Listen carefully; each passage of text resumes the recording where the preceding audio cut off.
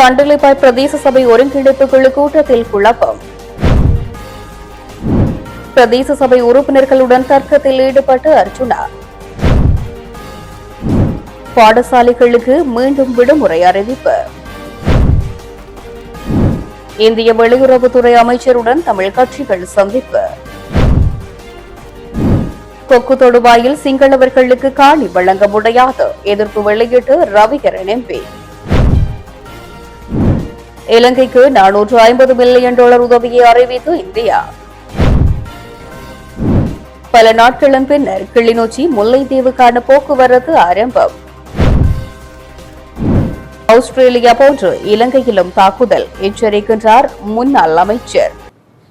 தொடர்பது விரிவான செய்திகள். சண்டிலிப்பாய் பிரதேச ஒருங்கிணைப்பு குழு கூட்டமானது ஆரம்பம் முதல் முடிவு வரை குழப்பங்களுடன் நிறைவடைந்தது.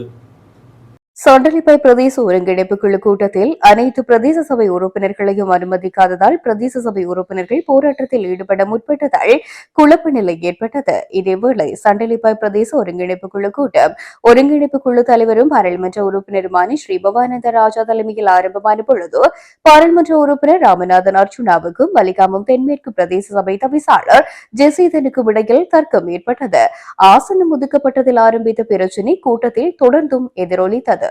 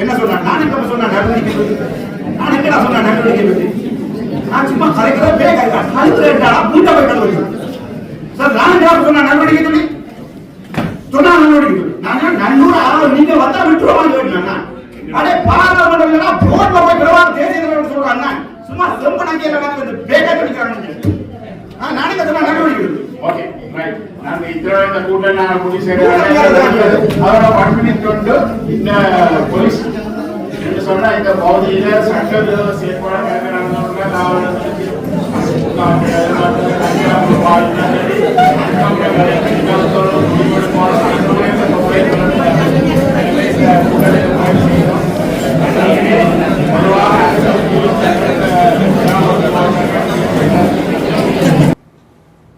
சண்டிலிப்பாய் பிரதேச ஒருங்கிணைப்பு குழு கூட்டம் முடிவடைந்த பின்னர் வெளியே வந்த பாராளுமன்ற உறுப்பினர் அர்ஜுனா ராமநாதனுக்கும் பிரதேச சபை பெண் உறுப்பினர்களுக்கும் இடையே வாய்த்திருக்கும் ஏற்பட்டது. உள்ளே விட்டு மெம்பர் மரியாதையில எல்லாரும் எடுத்து உள்ளுக்குள்ள விட்டா நாய்க்கு ஒண்ணு காட்டி விட்டுருக்கீங்க வீடியோ எடுத்து எப்படி இருக்கு நீங்க உள்ள வந்து காய்க்கலாது மக்கள் பிரதிநிதி கண்டதுக்கு எல்லாம் போயிடாது அப்படி எல்லாம் வந்து இருக்கலாது புத்தகம் எடுத்து பாத்துறாங்க பாமன் உங்களுக்காண்டி காய்ச்சி சேகர் மாத்திரன்னு சொல்லிக்கலாம் கடந்த காலம் கவர்மெண்ட் சேர்க்க கொண்டு வந்தா டிஎஸ் வந்து சொல்றதா செய்யும். நீங்க எல்லாம் செய்யறாரு. நீங்க மெம்பர் 30 வாக்கு எடுத்தோம் 30 வாக்கு போட்டு உண்டா ஏக்கா சொன்னிக்கிறீங்க. நாளைக்கு சொன்னா நடவடிக்கை சொல்லு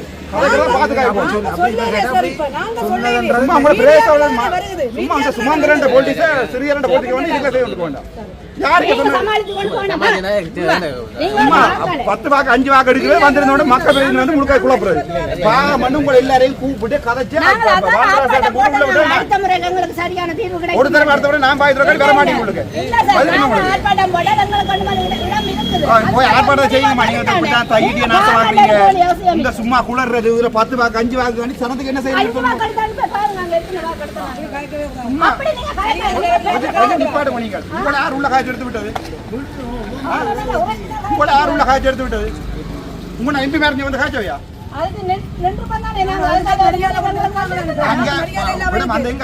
கூப்பிட வந்து காய்க்க கேட்டு கூப்பிடு பாமண்டே கதைச்சு இதுல நீங்க வரல மீட்டிங் உள்ள அப்படி ரெண்டு குள்ள இருக்கு. கையடியில தான் செய்றீங்க. கையடியில உங்களுக்கு வாழ்க்கையில உங்களுக்கு வாழ்க்கையில தெரியல. அந்த மக்கள் நல்ல நீரல ஆயிடுனே நான் கரெக்கல. இதுல வந்து மீடியால வந்து மீடியால வந்து மீடியால வர சார் வருது படம் கொடுங்க சார். எல்லா மீடியால போய் முழு மீடியா எடுத்து பாருங்க.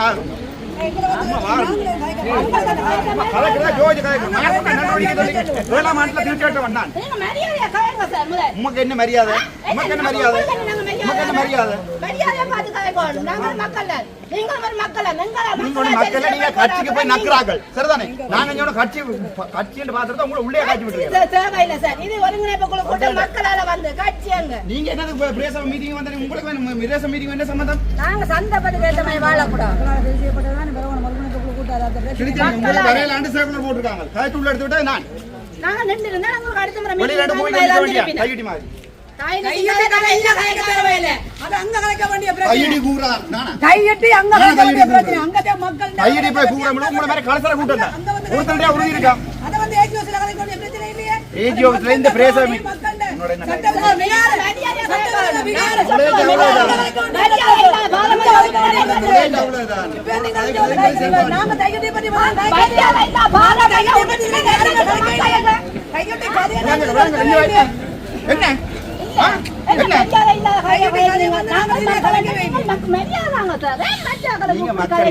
கட்சிகளுக்கு பொடி தூக்குறாங்க சரிதானே?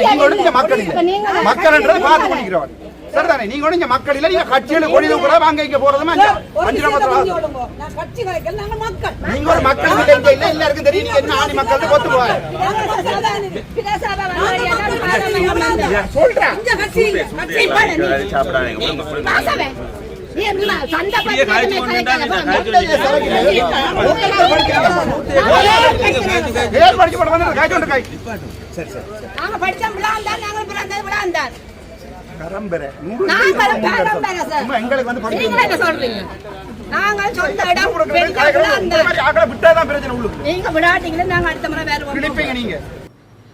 அரசாங்கத்தால் அங்கீகரிக்கப்பட்ட சிங்கள மற்றும் தமிழ் பாடசாலைகளுக்கு இந்த 23ஆம் தேதி முதல் 2026 ஜனவரி 4ஆம் தேதி வரை விடுமுறை வழங்கப்பட்டுள்ளது. 2026ஆம் ஆண்டு கல்வியாண்டின் முதலாம் தவணையின் முதல் கட்டத்திற்காக அனைத்து பாடசாலைகளும் 2026ஆம் ஆண்டு ஜனவரி 5ஆம் தேதி திங்கட்கிழமை தொடங்க திட்டமிடப்பட்டுள்ளதாக கல்வி அமைச்சு விடுத்துள்ள அறிக்கையில் தெரிவிக்கப்பட்டுள்ளது. அதன்படி 2025/12/9 அன்று வெளியிடப்பட்ட சுற்றறிக்கையின்படி 2026ஆம் ஆண்டுக்கான முதலாம் தவணை செயல்படுத்தப்படும் என அறிவித்துள்ளது. சிங்கள மற்றும் தமிழ் பாடசாலைகளுக்கு 2025/12/23 முதல் 2026/1/4 வரையிலும், முஸ்லிம் பாடசாலைகளுக்கு 2025/12/27 முதல் 2026/1/4 வரையிலும் விடுமுறை வழங்கப்படும் என்றும் அமைச்சகம் கூறுகின்றது. சிங்கள மற்றும் தமிழ் பாடசாலைகளுக்கான 2025 கல்வியாண்டை 2025 டிசம்பர் 22 திங்கட்கிழமையும், முஸ்லிம் பாடசாலைகளுக்கான 2025 கல்வியாண்டை டிசம்பர் 26 வெள்ளிக்கிழமையும் முடிக்க கல்வி அமைச்சு முடிவு செய்துள்ளது. 2025 2025-12-27 முதல் 2026-1-4 வரை முஸ்லிம் பாடசாலைகளுக்கு விடுமுறைகள் வழங்கப்பட்டுள்ளன. 2026ஆம் ஆண்டின் 2வது மற்றும் 3வது தவணை 11/9/2025 திகதி 8 பாடசாலை தவணை அட்டவணை 2026 சுற்றறிக்கை எண் 30/2025 படி செயல்படுத்தப்படும் என்று அறிவிக்கின்றது. மேலும் பரீட்சைகள் திணைக்களம் அறிவித்துள்ள பாடசாலை பரீட்சைகளின் திகதிகளில் எந்த மாற்றமும் இருக்காது என்றும் அமைச்சகம் மேலும் தெரிவித்துள்ளது. இந்திய வெளியுறவுத்துறை அமைச்சர் கலாநிதி எஸ். ஜெய்சங்கருக்கும் வடக்கு கிழக்கைச் சேர்ந்த தமிழ் தேசிய கட்சிகளுக்கும் இடையிலான சந்திப்பு இன்று மாலை கொழும்பில் இடம்பெற்றது. இலங்கை தமிழரசு கட்சி மற்றும் ஜனநாயக தமிழ் தேசிய கூட்டணி, அகில இலங்கை தமிழ் காங்கிரஸ் ஆகிய கட்சிகளின் பிரதிநிதிகள் அமைச்சரை கொழும்பில் உள்ள இந்திய இல்லத்தில் சந்தித்து பேசியிருக்கின்றார்கள். இலங்கை தமிழரசு கட்சியின் சார்பில் தலைவர் CVK சிவஞானம், பொதுச் செயலாளர் M.A. சுமந்திரன், நாடாளுமன்ற உறுப்பினர் சிவஞானம் ஸ்ரீதரன், ராசமாணிக்கம் சாணக்கியன் ஆகியோரும், அகில இலங்கை தமிழ் காங்கிரஸ் சார்பில் நாடாளுமன்ற உறுப்பினர் கஜேந்திரகுமார் பொன்னம்பலமும், ஜனநாயக தமிழ் தேசிய கூட்டணியின் சார்பில் நாடாளுமன்ற உறுப்பினர் செல்வம் அடிக்கலநாதன், தர்மலிங்கம் சித்தார்த்தன், சுரேஷ் பிரேமச்சந்திரன் ஆகியோரும் பங்கேற்றனர். இதன்பொழுது இலங்கை தமிழரசு கட்சி, ஜனநாயக தமிழ் தேசிய கூட்டணி ஆகிய கட்சிகளின் தலைவர்களின் கையொப்பத்துடன் மகஜர் ஒன்றும் ஜெய்சங்கருக்கு கையளிக்கப்பட்டது. பாராளுமன்ற உறுப்பினர் ராமநாதன் அர்ச்சுனாவை கைது செய்து முன்னிலைப்படுத்துமாறு கோட்டை நீதவான் நீதிமன்றம் இன்று உத்தரவு பிறப்பித்துள்ளது. கடமையில் இருந்து போலீஸ் அதிகாரிக்கு அழுத்தம் கொடுத்த சம்பவம் தொடர்பாக அர்ச்சுனா MP நீதிமன்றத்தில் முன்னிலையாக தவறியமை காரணமாகவே இந்த உத்தரவு பிறப்பிக்கப்பட்டுள்ளது. இந்த வழக்கு தொடர்பில் பிணையில் விடுவிக்கப்பட்டிருந்த நாடாளுமன்ற உறுப்பினர் விசாரணைக்காக இன்று முன்னிலையாக தவறியமை காரணமாகவே கோட்டை நீதவான் இசுரு நெத்திக்குமாருக்கு இன்று இந்த உத்தரவை பிறப்பித்துள்ளார். இலங்கையில் டிட்வா புயலால் சேதமடைந்த பகுதிகளை மீண்டும் கட்டியெழுப்ப இந்தியா 450 மில்லியன் அமெரிக்க டாலர்களை வழங்கும் என இந்திய வெளியுறவுத்துறை அமைச்சர் எஸ். ஜெய்சங்கர் ஜனாதிபதி அனுகுமார் திசாநாயக்கவிடம் தெரிவித்துள்ளார். இதில் சலுகை கடன் தொகையாக ரூபாய் 350 மில்லியன் மற்றும் மானியமாக 100 மில்லியன் அமெரிக்க டாலர்கள் ஆகியவை அடங்கும் என்று தெரிவிக்கப்பட்டுள்ளது. இன்று காலை ஜனாதிபதி அனுகுமார திசாநாயக்கவுடனான கலந்துரையாடலின் விவரங்களை வெளிப்படுத்திய அவர், இலங்கையில் டிட்வா சூறாவளியால் ஏற்பட்ட சேதங்கள் குறித்து விரிவான கலந்துரையாடல் நடத்தப்பட்டதாக கூறியுள்ளார். பிரதமர் நரேந்திர மோடி அனுப்பிய கடிதம் அவசர நிலைகளில் முதல் பதிலளிப்பாளராக இந்தியா செயல்படும் நிலைப்பாட்டை உறுதிப்படுத்துகின்றது. அதன்படி இலங்கைக்காக 450 மில்லியன் டாலர் மறுசீரமைப்பு உதவி தொகுப்பு வழங்க உறுதி செய்யப்பட்டுள்ளது. இந்த உறுதியை எவ்வாறு விரைவாக நடைமுறைப்படுத்தலாம் என்பதே எங்கள் கலந்துரையாடலின் மையமாக இருந்தது என அவர் தெரிவித்துள்ளார். இலங்கையின் நெருங்கிய அண்டை நாடான இந்தியா பொருளாதார நெருக்கடியை போன்ற ஒரு நெருக்கடியை எதிர்கொண்ட நேரத்தில் முன்னேறியது இயல்பானது என்று ஜெய்சங்கர் குறிப்பிட்டுள்ளார். கொழும்பில் இன்று வெளியுறவு அமைச்சர் விஜித ஹேரத்துடன் இணைந்து நடத்திய ஊடகவியலாளர் சந்திப்பின் போதே அவர் இந்த கருத்துக்களை வெளியிட்டார். நாட்டில் நிலவும் சீரற்ற காலநிலை காரணமாக 5 மாவட்டங்களுக்கான மண்சரிவு அபாய எச்சரிக்கை நீடிக்கப்பட்டுள்ளதாக தேசிய கட்டிட ஆராய்ச்சி நிறுவனம் தெரிவித்துள்ளது. இந்த மண்சரிவு அபாய எச்சரிக்கையானது இன்று செவ்வாய்க்கிழமை மாலை 4 மணி முதல் நாளை புதன்கிழமை மாலை 4 மணி வரை நடைமுறைப்படுத்தப்பட்டுள்ளது. பதுளை மாவட்டம் லுணுகலை, மீககிவுல, சொரணா தோட்டு ஆகிய பிரதேச செயலக பிரிவுகளுக்குட்பட்ட பகுதிகள், கண்டி மாவட்டத்தில் தொலுவ, மணிப்பே, உடுதும்புர, மெததும்புர ஆகிய பிரதேச செயலக பிரிவுகளுக்குட்பட்ட பகுதிகளும், குருநாகல் மாவட்டத்தில் ரிதிகமு ஆகிய பிரதேச செயலக பிரிவிற்குட்பட்ட பகுதிகளும், மாத்தளை மாவட்டத்தில் உக்குவல, அம்பன்கங்கு, கோரளை, யட்டவத்த, ரத்தோட்ட ஆகிய பிரதேச செயலக பிரிவுகளுக்குட்பட்ட பகுதிகளும், நுவரெலிய மாவட்டத்தில் வலப்படை, நெல்தண்டாகின்ற, கிங்குரன்கொத்து ஆகிய பிரதேச செயலக பிரிவுகளுக்குட்பட்ட பகுதிகளுக்கும் எச்சரிக்கை விடுக்கப்பட்டுள்ளது. கிளிநொச்சி முல்லைத்தீவு A35 வீதிக்கான போக்குவரத்து 25 நாட்களின் பின்னர் மீண்டும் இன்று ஆரம்பிக்கப்பட்டுள்ளது. டிட்வா பேரிடரால் ஏற்பட்ட வெள்ள அனர்த்தம் காரணமாக கிளிநொச்சி A35 பிரதான வீதியில் 11ஆம் மைல்கல் பகுதியில் அமைந்துள்ள பிரதான பாலம் பெரும் பாதிப்புக்குள்ளானது. இதன் காரணமாக கிளிநொச்சி, முல்லைத்தீவு மாவட்டங்களுக்கான போக்குவரத்து பெரும் பாதிப்பை ஏற்படுத்தியது. இதனால் முல்லைத்தீவுக்கான போக்குவரத்து வட்டக்கச்சி ஊடாகவே மேற்கொள்ளப்பட்டு வந்தது. இந்த நிலையில் குறித்த பாலத்தின் புனரமைப்பு பணிகள் இன்றைய தினம் துரித கதியில் நிறைவடைந்ததை அடுத்து மீண்டும் இந்த வீதியூடான போக்குவரத்து இணைக்கப்பட்டு மக்கள் இந்த வீதி வீதியூடான போக்குவரத்து முன்னெடுக்கப்பட்டு வருகின்றது. குறித்த பாலத்தினூடாக பயணிப்பவர்கள் வீதி சமிக்கைகளை பின்பற்றி அதிக வேகத்தில் வாகனங்களை செலுத்தாது உங்களின் பாதுகாப்பை உறுதி செய்யுமாறு வீதி அபிவிருத்தி அதிகார சபையினர் தெரிவித்துள்ளனர். இலங்கைக்கு விஜயம் மேற்கொண்டுள்ள இந்திய வெளிவிவகார அமைச்சர் ஜெய்சங்கர் காணொலி மூலம் திறந்து வைத்திருந்தார்.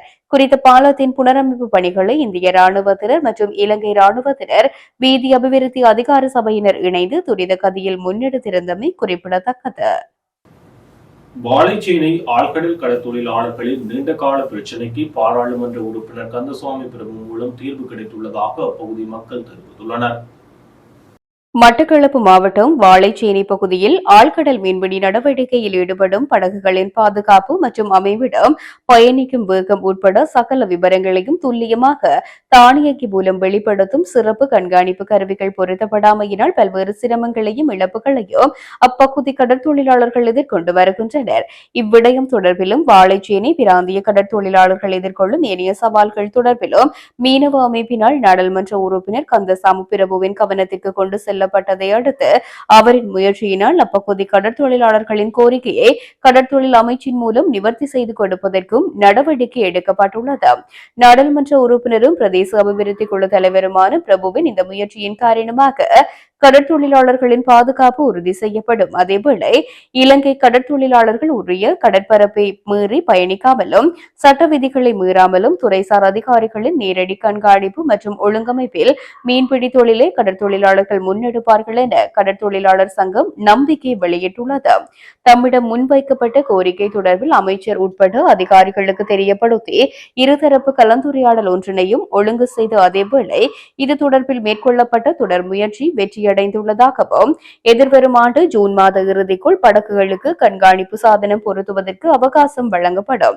இதேவேளை பாதுகாப்பு சாதனம் மற்றும் பதிவு படகுகளுக்கும் சலுகை அடிப்படையில் குறைந்தது 75% மானிய வசதிகளை அமைச்சு மூலமாக ஏற்படுத்திக் கொடுப்பதற்கான ஒழுங்குகளையும் மேற்கொண்டுள்ளதாக நாடாளுமன்ற உறுப்பினர் கந்தசாமி பிரபு தெரிவித்துள்ளார். வெள்ளத்தில் தனது உடைமைகளையும் வாழ்வாதாரத்தையும் இழந்த ஒருவரால் அதிகாரிகளை தேடி அலுவலகங்களுக்கு அலைந்து திரிய முடியாது. எனவே அதிகாரிகளே அந்த மக்களை தேடிச் சென்று விவரங்களை சேகரிக்க வேண்டும் என வடக்கு மாகாண ஆளுநர் வேதநாயகம் தெரிவித்துள்ளார். வடக்கு மாகாண சிக்கன கடனுதவி கூட்டுறவு சங்க சமாசங்களின் சம்மேளன பிரதிநிதிகள் இயற்கை பேரிடரால் தமது சங்கம் எதிர்கொண்டிருக்கும் சவால்கள் குறித்து நேற்றைய தினம் 22ஆம் தேதி மேற்கொண்ட கலந்துரையாடலிலேயே அவர் மேற்கண்டவாறு குறிப்பிட்டுள்ளார். இது தொடர்பில் அவர் மேலும் கூறுகையில், பொதுமக்கள் தமது விவசாயம் மற்றும் கால்நடை வளர்ப்பு உள்ளிட்ட தொழில் முயற்சிகளை பதிவு செய்வதில் காட்டும் அக்கறையின்மையே அனர்த்தங்களின் போது அவர்களுக்குரிய நிவாரணங்கள் கிடைப்பதில் சிக்கல்களை ஏற்படுத்துகின்றது. எமது மக்களிடம் மிகப்பெரிய குறைபாடு உள்ளது. அவர்கள் விவசாயம், கால்நடை உள்ளிட்ட தங்கள் தொழில் முயற்சிகளை அரசு கட்டமைப்புக்குள் பதிவு செய்வதில் போதிய அக்கறை காட்டுவதில்லை. இந்த அக்கறையின்மை தற்போது ஏற்பட்டுள்ள இயற்கை பேரிடர் போன்ற சந்தர்ப்பங்களில் அரசாங்கத்தால் வழங்கப்படும் இழப்பீடுகள் மற்றும் நிவாரணங்களை பெற்றுக் கொள்வதில் அவர்களுக்கு பாதகமான நிலையை ஏற்படுத்தியுள்ளது. நடந்தவற்றை ஒரு பாடமாக எடுத்துக்கொண்டு இப்போதாவது மக்கள் தங்கள் தொழில் முயற்சிகளை முறையாக பதிவு செய்ய வேண்டும். எமது அதிகாரிகள் பலர் ஏழைகளுக்கு உதவ வேண்டும் என்ற மனிதாபிமான பார்வையை கொண்டிருக்கவில்லை. சுற்றறிக்கைகளில் இல்லைதானே, நாம் ஏன் உதவ வேண்டும் என்ற ரீதியிலேயே செயல்படுகின்றார்கள். இதனால் தான் ஏழைகள் இன்னும் ஏழைகளாகவே இருக்கின்றார்கள். மேலும் பாதிக்கப்பட்ட மக்கள் விவரம் தந்தால் பதிவு செய்வோம், தராவிட்டால் விட்டுவிடுவோம் என்று அலுவலகத்தில் இருந்து கொண்டு அதிகாரிகள் செயற்பட முடியாது. அழிவுகளை சந்தித்த மக்கள் அந்தந்த துயர மனநிலையிலும் இழப்புகள் குறித்த கவலையிலும் தான் இருப்பார்கள். இதனை புரிந்து கொண்டு அதிகாரிகளே களத்துக்கு சென்று தகவல்களை திரட்ட வேண்டும்.